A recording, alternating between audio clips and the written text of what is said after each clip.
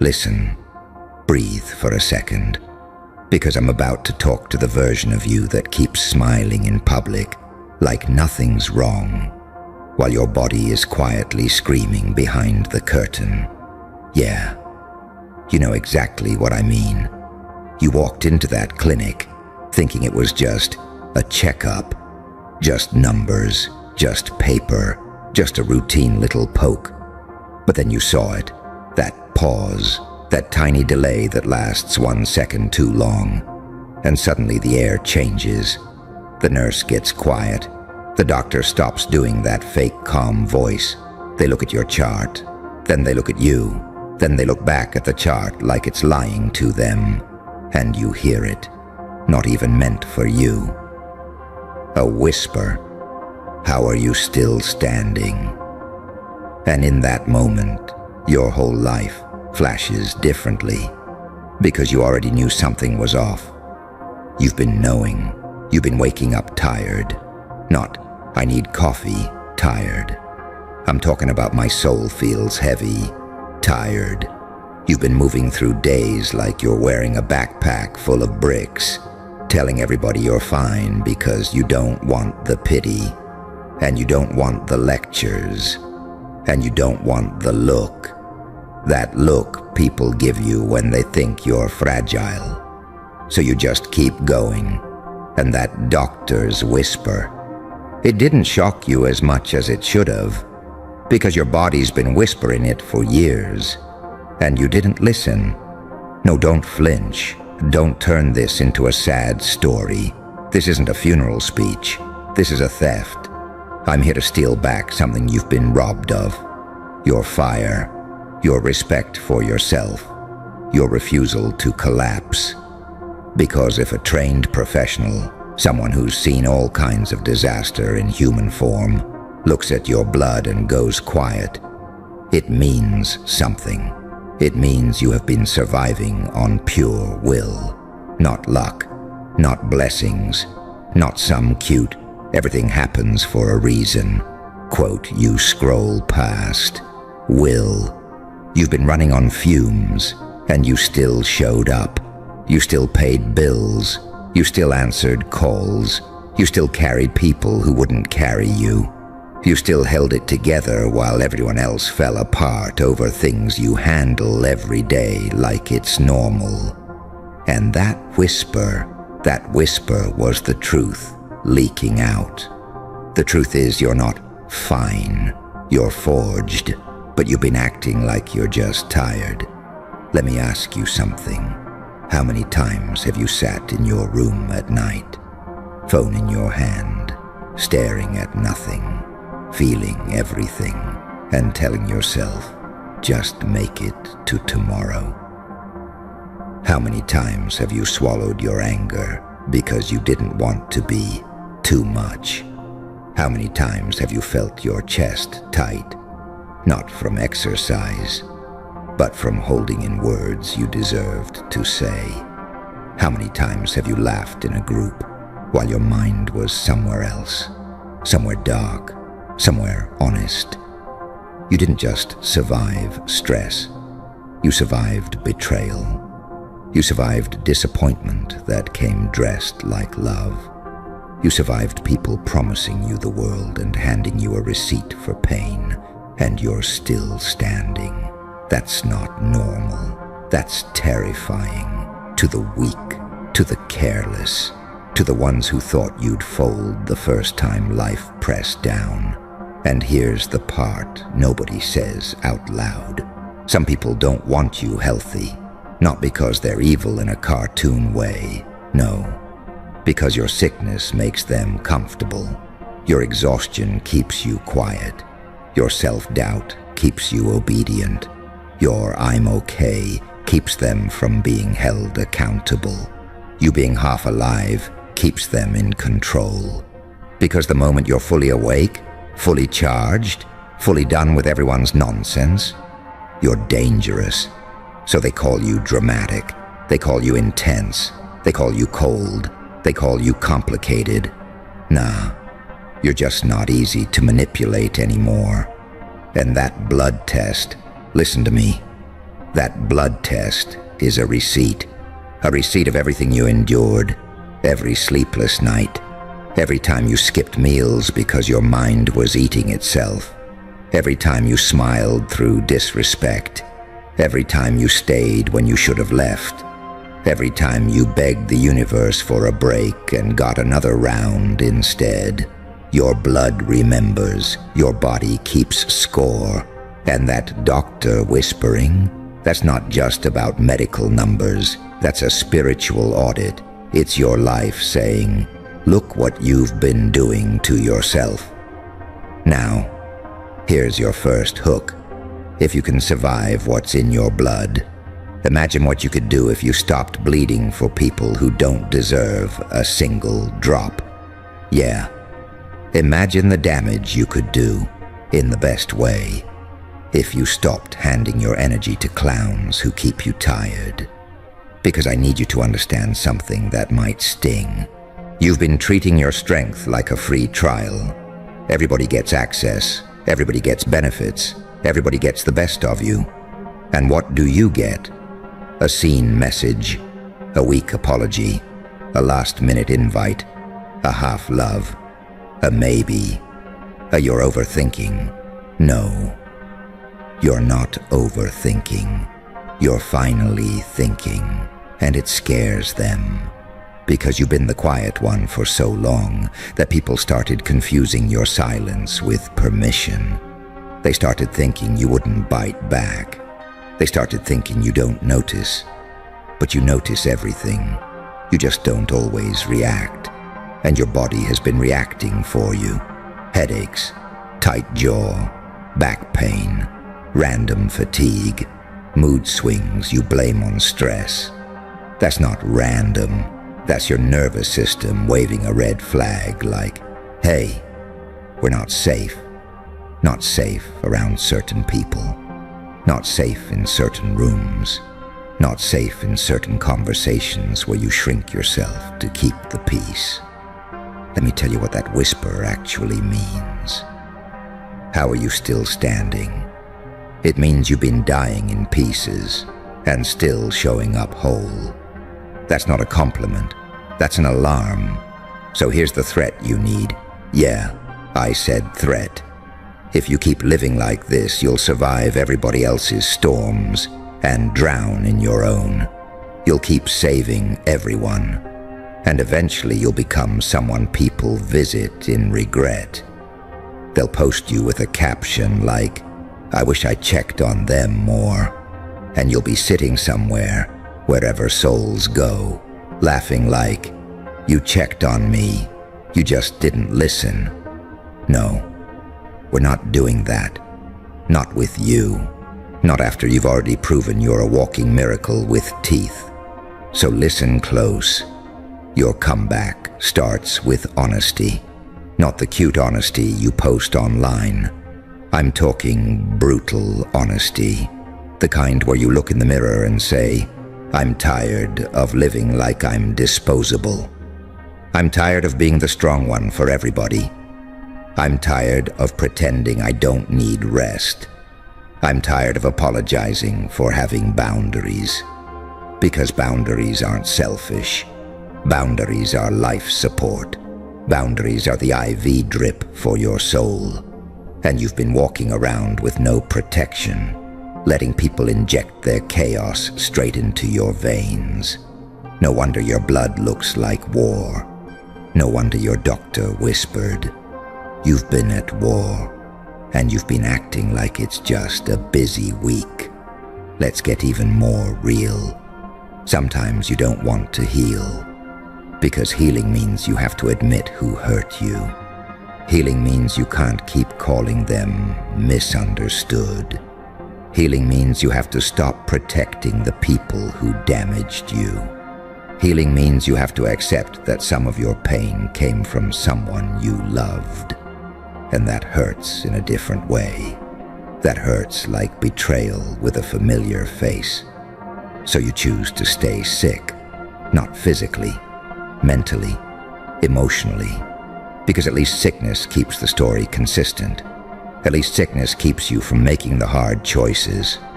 and I get it. Because healing is loud. Healing changes your friends list. Healing changes your tolerance. Healing changes what you laugh at. Healing changes what you allow. Healing makes you stop replying. Healing makes you walk away mid-conversation. Healing makes you say no without an essay. And people hate that. They don't hate you. They hate losing access. They hate the version of you they could disrespect. They hate the version of you that over-explained. They hate the version of you that begged. They hate losing the old you. Good. Let them miss the old you. The old you was bleeding out to keep everyone warm. Now, here comes your reward. If you flip this, if you actually flip this, your life starts feeling like yours again. You wake up and your chest isn't heavy. You start walking into rooms and you don't scan for approval. You start saying what you mean. You start moving like you're not asking for permission to exist. And the funniest part, people will suddenly respect you. Not because you got nicer, because you got clearer, because you got colder with your boundaries and warmer with your goals, because you stopped negotiating your worth. Let me say it in a way your nervous system will understand. Your body doesn't want more motivation. It wants safety. Safety from chaos. Safety from emotional vampires. Safety from being the dumping ground. So if your blood test made a doctor whisper, then let your next chapter make people whisper too. But for a different reason. Let them whisper they changed. Let them whisper they don't play anymore. Let them whisper they're not the same. Because you're not. You've been reborn in slow motion. Every heartbreak was a scalpel. Every betrayal was a lesson. Every sleepless night was a training session. And you didn't just learn how to endure. You learned how to read people. You learned patterns. You learned the difference between love and convenience. You learned who claps for you and who claps for your downfall. And you learned something even more important. You can't keep sacrificing yourself for a world that only notices you when you're collapsing. So here's the next hook. What if the reason you're still standing is because you're not allowed to quit until you become the person you were meant to be? Yeah. What if your survival isn't random? What if it's a warning to the people who mistreated you? What if it's proof that every time they tried to bury you, they planted you? Because you don't look like a victim. You look like unfinished revenge. Not revenge like violence. Revenge like elevation. Revenge like discipline. Revenge like success that makes them choke on their opinions. Revenge like peace they can't reach you in. Let's talk about your habits. Because your blood doesn't just reflect what happened to you. It reflects what you keep choosing. You keep choosing late nights scrolling. You keep choosing to respond to people who drain you. You keep choosing chaos because calm feels unfamiliar. You keep choosing to postpone your own needs. You keep treating your body like a rental car. Drive it hard. Ignore the dashboard lights. Act surprised when it starts breaking down. No, not anymore. From now on, you move like someone who knows their value. And value doesn't come from affirmations. Value comes from standards. So here are your standards, and you're going to feel them like punches. You don't argue with disrespect. You remove access. You don't chase closure. You chase clarity. You don't beg for love. You build a life that attracts it. You don't explain boundaries to people who benefit from you having none. And if they call you different, smile. Because different is the whole point. Because the old you nearly died being nice. Now, I want you to think about the moment the doctor whispered again. Picture it. You're sitting there, that paper, those numbers, and you realizing, I've been surviving something nobody sees. That moment can either break you or brand you. It can either scare you into shrinking or scare you into finally taking your life seriously. Because if your body is holding on this hard, then you owe it a new environment. You owe it new people, new routines, new boundaries, new decisions. You owe it rest that doesn't feel guilty. You owe it food that isn't just survival. You owe it movement that isn't punishment. You owe it sunlight. You owe it silence. You owe it the freedom of not always being reachable. Because you are not an emergency contact for everybody's chaos. You're a human being, and you've been acting like a machine. Machines don't cry. Machines don't need love. Machines don't get overwhelmed, but you do. And that's not weakness. That's proof you're alive. And here's another hook. Listen, the strongest people don't break because they're weak. They break because they stay strong too long. They keep taking hits. They keep handling it. They keep telling themselves, one more day, until their body finally says, no. So you're going to stop waiting for a breakdown to justify a change. You're going to change because you're smart, because you're tired of learning lessons the hard way, because you're tired of people only respecting you when you're about to lose it. So let's make this practical, real life. Starting today, you do 3 things. First, cut the noise. That means fewer conversations with people who always have drama. That means fewer late-night spirals. That means less doom scrolling that turns your brain into a war zone. Second, feed your body like it's your ally, not your enemy. Water, real food, sleep, not perfection, not some influencer routine, just consistent care. Third, protect your mind like it's a loaded weapon, because it is.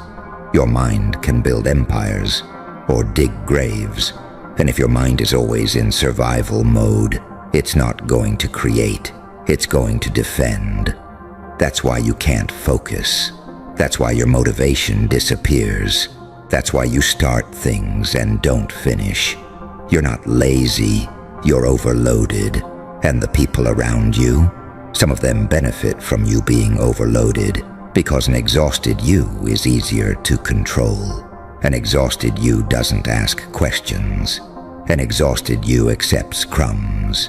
An exhausted you stays quiet. But an energized you looks people in the eye. An energized you says, no. An energized you walks away from disrespect like it's nothing.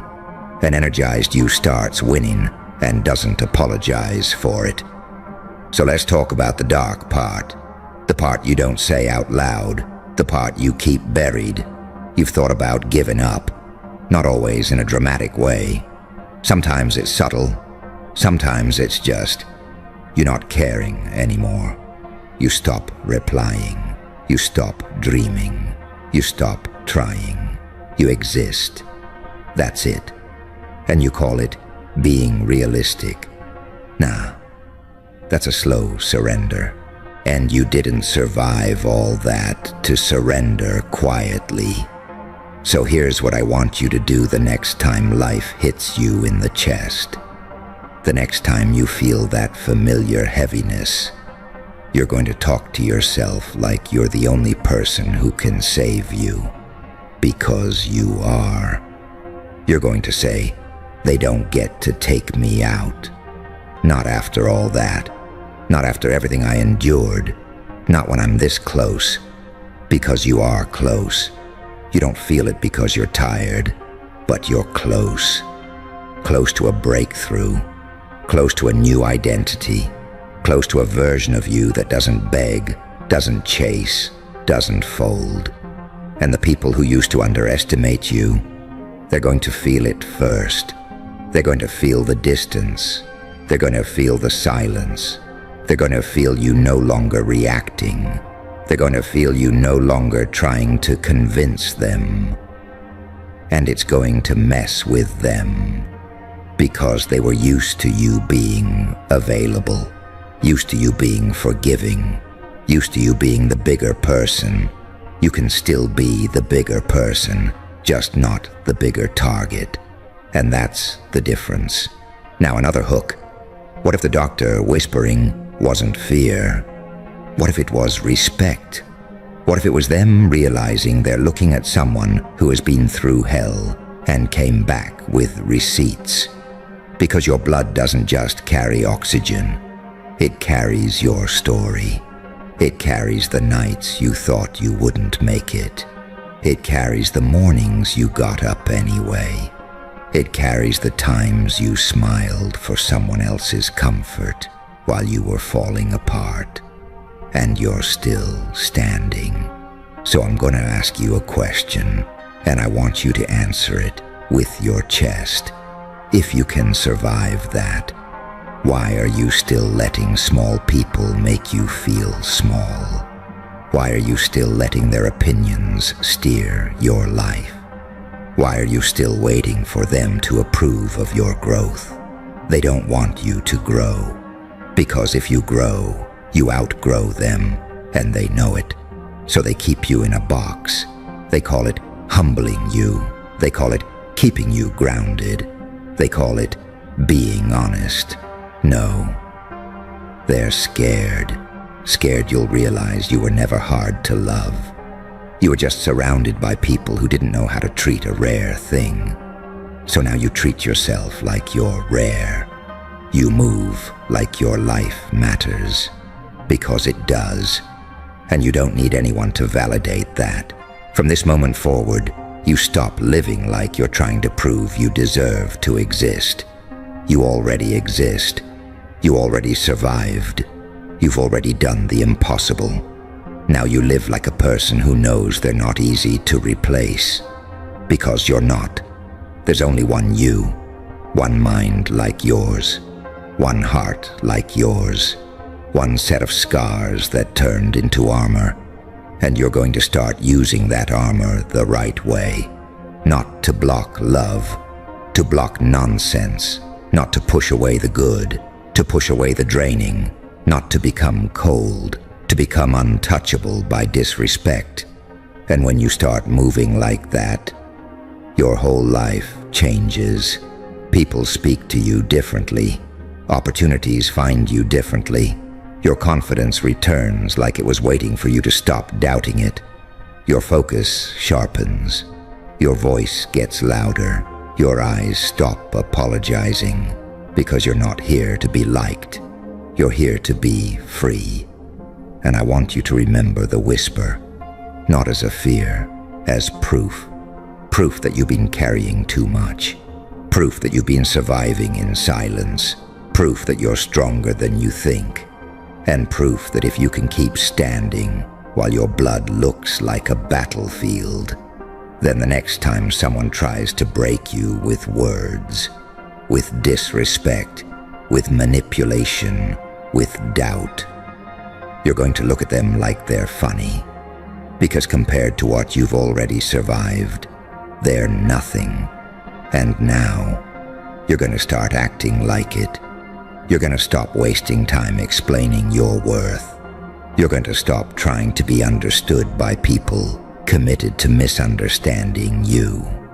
You're going to stop trading your peace for temporary connection. You're going to stop saying, "It's fine," when it's not. And you're going to start choosing yourself in a way that feels unfamiliar, maybe even uncomfortable, because you've spent so long choosing everyone else. And yeah, at first, it's going to feel wrong, because you're used to being the one who sacrifices. You're used to being the one who stays.